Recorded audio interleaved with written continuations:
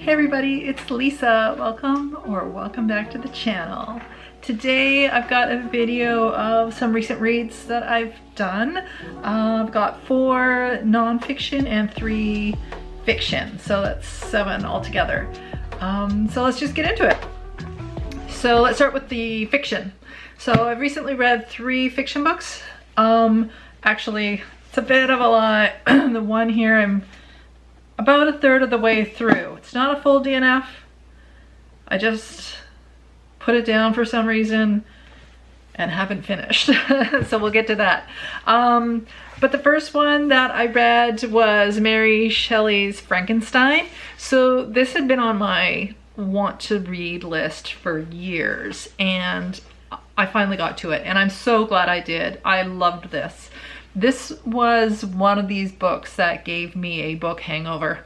Like, I thought about this for days after I finished reading it. And what I did kind of like help me get through this, because while it's a fascinating story and she's an amazing writer, it was, you know, hundreds of pages, 200 pages of a lot of just inner monologue. So it can drag a bit. So what I did is I downloaded a really good audiobook and listened to a narrator kind of just tell the story, and I read along with him, and he was really good. I don't think I've talked about this on my channel, but this was definitely a 5-star read. I don't really star books, but if I did, I would give this 5 stars. It was really good. I really enjoyed it, and if you haven't read it, this is your sign that you want to read this book. So that was Mary Shelley's Frankenstein, and I have this beautiful copy of a Penguin Black Classics edition, really floppy, lots of good notes in the front and the back to kind of help you with period things that we may not know about today. So it was really good. So that was Mary Shelley's Frankenstein. Next up was The 7 Husbands of Evelyn Hugo by Taylor Jenkins Reid. So this made its round on Book Talk a number of years ago. It was really popular. I'm sure it's probably still really popular, and I can see why. I really enjoyed this. Taylor Jenkins Reid's writing is really good. This is a lovely story about a aging Hollywood starlet who has decided she's going to open up and do a tell-all memoir, and she recruits this young journalist, this young woman working at like a publishing house, or was it a magazine, one of the two, and invites her into her inner circle to divulge all this, you know, spill all the tales of her very colorful life, including all of her husbands. It was a really great story. I really enjoyed it. I read this in just you know, a couple of days. It's 385-ish pages, and it was fast. Like, I went through this very easily. So this is actually a good one if you're in a bit of a reading slump. I would recommend something like this. Because it's a fast read, it's not a whole pile of characters to keep track of, engaging story, great character development. I thought it was really good. So this is what I read after Frankenstein, because I thought, what am I going to read after Mary Shelley's Frankenstein? Like, it was so good, and I had, like I said, book hangover for days, and I picked up this and I really enjoyed it and went through it. And the next one, this is the one I'm kind of partway through. It's The Life Cycle of the Common Octopus by Emma Knight, Canadian author. So I'm always, again, very supportive of Canadian authors. This is really good, and I love the cover. Like, let's just talk about the cover. This is really good. It's about a young woman who goes off to Great Britain to do her university degree, and she's with a circle of friends, and she's there kind of on a mystery visit, kind of making friends with and getting into the life of some old family friends of her dad's. And this story is developing from there, and they live in this really cool, like, castle-like place, I think in Scotland. It's been a while since I've picked this up and read it. I do For this one, what's going to help me get back into this is I kept a bit of a character list in my notebook, and that's kind of a trick I do every once in a while, is I'll just keep track of the characters. So I don't think I need to go back and reread this, but I might flip through it. I made it 130 pages in, and I found, compared to the other two, like Shelley and Taylor Jenkins Reid, like those I went through quite quickly and they were really good. And this is also very good, but it's definitely literary fiction. I mean, not that Frankenstein isn't. It was just completely different.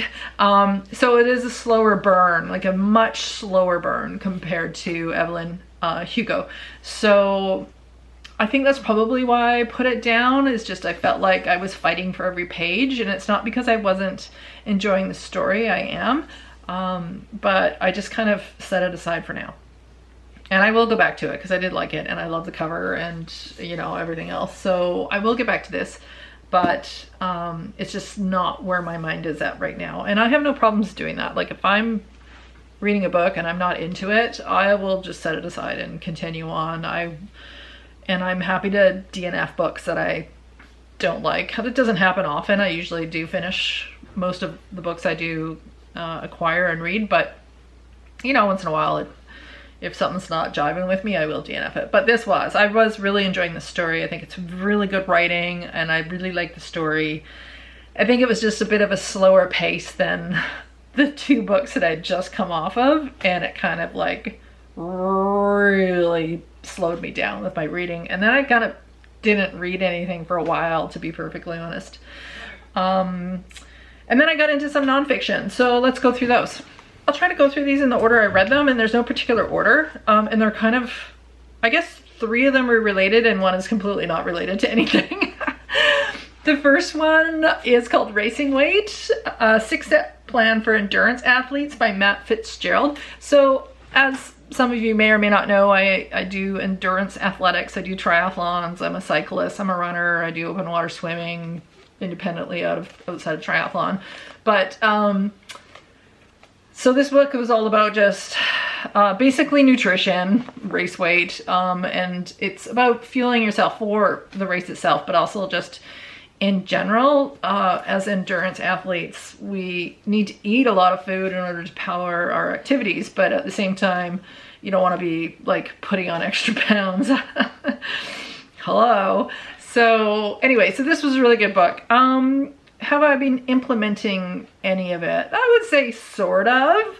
If anything, it was more motivational to me about the types of things that I should be doing to support my athletics. And listen, I'm just an age grouper. I'm not the trophy safe. I don't compete to win anything. I just like to be out active, whether it be showing up for the occasional race or out riding with my bike club or whatever. So once in a while I like to read books on athletics and the sports that I particularly enjoy doing. So that was Racing Weight by Matt Fitzgerald.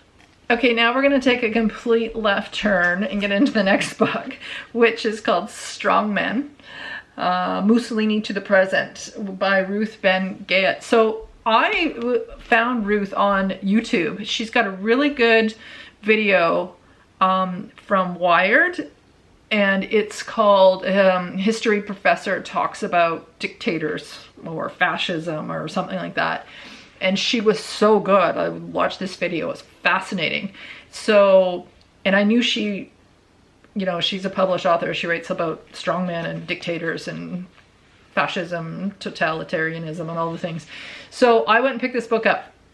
And boy, did I burn through this. So, and what I did, because I'm a total nerd, is I actually made little flashcards of all of the men that, and it is men in this book that she talks about, featured in this book. So, you know, we've got Gaddafi, Mussolini, Hitler, Putin, Trump, Saddam Hussein, you know, and a whole pile of others that are, some she talks about more of than others in the book. But she talks about the tendencies and the similarities that these men have in common. So, and yes, some are much worse than others. Okay, so there's that, but they're also worse in different ways. And it was very interesting, particularly with the rise of like right-wing politics and, you know, those type of bigger global issues happening in the world for various reasons today. So anyway, if you don't want to read this book, that's fine. It was fascinating. I highly recommend it. But if you want to watch her video from Wired, I'll try and link it below. I don't know if I'm always successful in doing that, but it was really good. Really good. Highly recommend. So that was Strongmen by Ruth Ben-Ghiat. And all these despots I learned about. Oh my God, some of them were just terrible. Okay, and then the next one, the next two are, well, they're not, they're kind of related, but they're not. Let's talk about Eichmann and Jerusalem. So I just actually finished this. This is another beautiful Black Penguins classic. It was written by Hanna Arendt in 1962.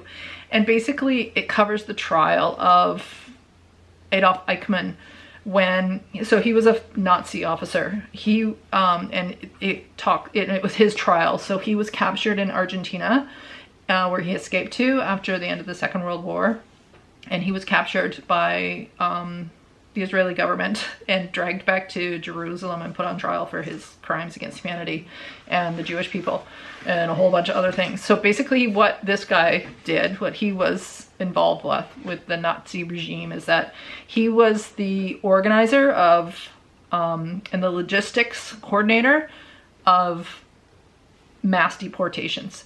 So he was the guy that made sure all the trains ran on time and all the schedules lined up and the different what trains went to camp and what trains went to concentration camps versus what trains went to extermination camps and all the things. And the subtitle of this book is called A Report on the Banality of Evil. And when she wrote this, first of all, Hanna Arendt is a fascinating woman. So she died in 1975. She took a lot of flack. This was a very controversial book when it was published in the early 60s, because at the time, you know, we were learning about the atrocities of the war and these men, these evil men that were brought to trial during the Nuremberg trials and you know, thereafter. And she kind of explains like what made him a monster. Like up until that point, you know, people were like, only pure evil, monster, demons could possibly have anything to do with the scale of the Holocaust and what happened. Like only true psychopaths and monsters could be like involved with stuff like that. And she painted him as like, he wasn't a monster and he wasn't inherently evil. But what made him evil and what made him a monster was his lack of thought, his complete inability to have independent thought and have any connection to the consequences of his role and what happened to people. And he was boring and a bit of a moron and was a complete bureaucrat.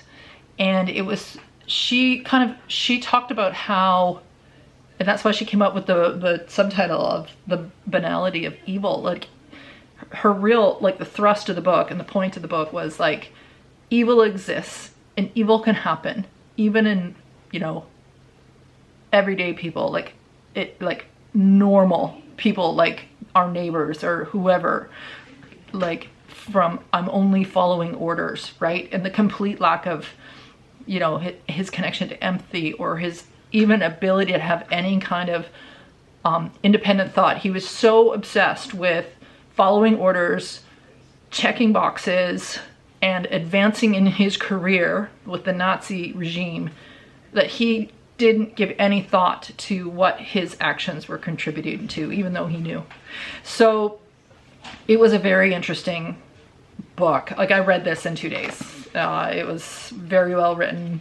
I did little summary, like I always do with these books. I do little, at the end, I did summary notes about what the point of that chapter was about. And I thought it was just fascinating. So if you're interested in like this period of time, like World War II, or and it kind of dovetailing off the other book Strongmen I read about, you know, the despots, it was really interesting to read a book about just kind of an ordinary person who did what turned out to be extraordinary, awful things through his just being bland. So it was a really interesting take. They did find him guilty and they hung him like almost immediately after the trial. Like he appealed, they rejected it, and like within a couple of days they hung him. There was no messing around. So it was a really interesting book. I really enjoyed this. It was really interesting about just the focus of, again, like evil can happen right next door when people like this get involved. So it was really good. I enjoyed it. Okay, and the last book I have on this stack is this book is opening me up to a whole new rabbit hole, and I will do a whole separate video on it. But this is The Story of Russia by Orlando Figes. And I am really interested in Russian history and Russian culture and the Russian people. And I always have been. And I know Russia is in, you know, an awkward place and a bad place right now because of its current, you know, its actions on the world stage, and Putin and the whole 9 yards, and I don't condone any of that. Like, but however, Russian history, its culture, and just, you know, I found it all very fascinating. And the blurb on the back is by Anne Applebaum, and I do have some of her other books. She's a very well-known Russian historian. She basically says that this is an essential history book if you want to understand modern Russia with its wars, with Ukraine, with its neighbors, with America, with the West. Like, it really, really paints the whole story, and it's not a very big read. Like you know, it's 11 chapters, 300 pages. Again, I did summary notes at the end of every chapter so I can go back and refer to it. And I thought, you know, the introduction, the early parts are gonna be dry, like reading about the Ottomans coming through the Ural Mountains. It's gonna be dry, but he's such a good writer, and it wasn't. I even found that interesting, so it was fine.